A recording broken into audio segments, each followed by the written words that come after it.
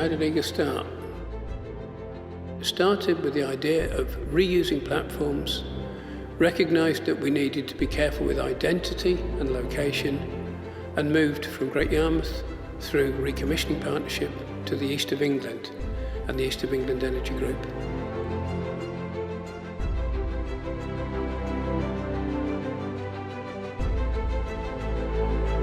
We started with £60,000. We had £12,000 from Shell, 12 from BP, 12 from EEEGR, 12 from the Chamber of Commerce, 12 from AMEC. And the rest, as they say, is history. SNS has gone from being a high-quality regional event to becoming a national event and now quasi-international. It's all about doing something that you love, something that might make a difference, and working for local companies. Offshore wind right now is one of the biggest industrial opportunities for the whole of the UK. The world is changing fundamentally as we move towards significant electrification of everything we do. Support for renewables and for low carbon will continue, and it's because it's been so successful. Some of the largest infrastructure projects in the world, in the offshore wind sector, also in the nuclear sector, they're taking place off the East Anglian coast. Some revisions along the way, but by and large it's still that vision of a sustainable future for energy and a sustainable East of England. Instead of making excuses tomorrow to our children and grandchildren, we should be taking action against climate change today. Working with colleagues who have similar views is by far the best way of getting the maximum reach and the maximum pull for our industry.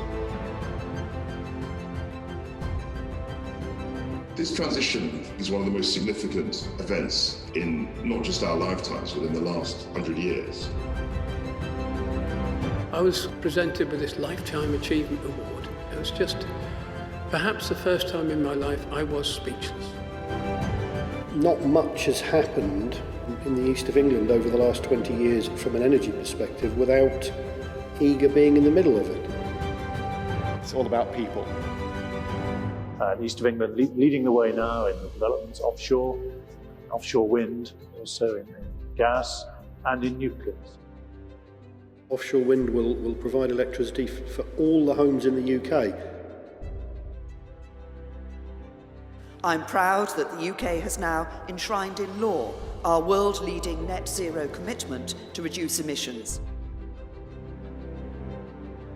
Sector deals are a really important part of our industrial strategy. It's basically government and industry saying together, what are we going to do to grow and invest in this industry? EDF proposes building a twin nuclear reactor costing £20 billion.